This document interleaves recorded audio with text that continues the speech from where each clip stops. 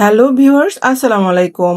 Double chain stitch দিয়ে ফুলের পাপড়ি সেলাইয়ের টিউটোরিয়াল আজকে আপনাদের সাথে শেয়ার করছি।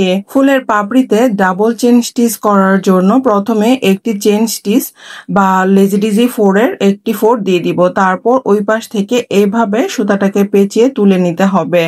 পাপড়ির মাঝখান থেকে সুইটিকে আবারও এভাবে তুলে সুতাটিকে পেঁচিয়ে নিতে হবে। এই পাশ থেকে যেভাবে সুতাটিকে পেঁচিয়েছি অপর পাশ থেকেও সেম একইভাবে সুতাটিকে পেঁচিয়ে নিতে হবে এবং প্রত্যেকবার সেম একই পদ্ধতিতে কিন্তু সম্পূর্ণ ফুলের পাপড়িটি আমি সেলাই করে নিব। ফুলের পাপড়িটি যেভাবে ডাবল চেন স্টিচ দিয়ে সেলাই করছি সেম এভাবে আপনারা পাতাও সেলাই করে নিতে পারবেন। বেশিরভাগ ক্ষেত্রেই কিন্তু ডাবল চেন স্টিচ দিয়ে ডাল সেলাই বা বর্ডার লাইন সেলাইগুলো করা হয়। তো আপনারা কিন্তু আজকের পর থেকে পাতা বা ফুলের পাপড়িও সেলাই করে নিতে পারবেন। আমার কাছে সব থেকে ভালো লেগেছে খুবই অল্প সময়ে আমি ফুলের পাপড়ি বা পাতা সেলাই করে নিতে পারবো।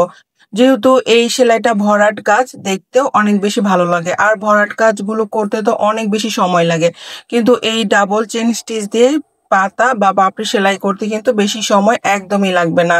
এরকম সুন্দর সুন্দর ফুলের ডিজাইন বা বর্ডার লাইন ডিজাইনের সেলাই পেতে অবশ্যই আমার পাশে থাকবেন।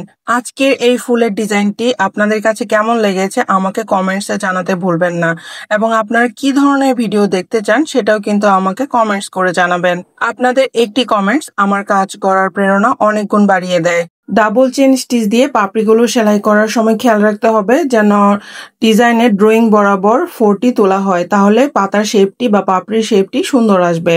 ডিজাইনটি সেলাই করার জন্য 4 নাল পরিমাণ সুতি লাচি সুতা নিয়েছি। সুতি সুতা দিয়ে এই ডিজাইনটি সেলাই করলে সেলাইয়ের ফিনিশিংটা ভালো আসে। তো এইভাবেই আমি সম্পূর্ণ ফুলের পাপড়িগুলো সেলাই করে নিব। অনেক সুন্দর এবং খুবই অল্প সময়ে ডিজাইন পেতে আপনারা ডাবল চেন স্টিচ দিয়ে এরকম একটি ফুলের ডিজাইন করে নিতে পারেন। ফুলের পাপড়ির মাঝখানে একটি আমি বড় পাড় পুঁতি লাগিয়ে নিচ্ছি। আজকে এই পর্যন্তই, সামনে আবার নতুন ভিডিও নিয়ে হাজির হব। আল্লাহ হাফেজ।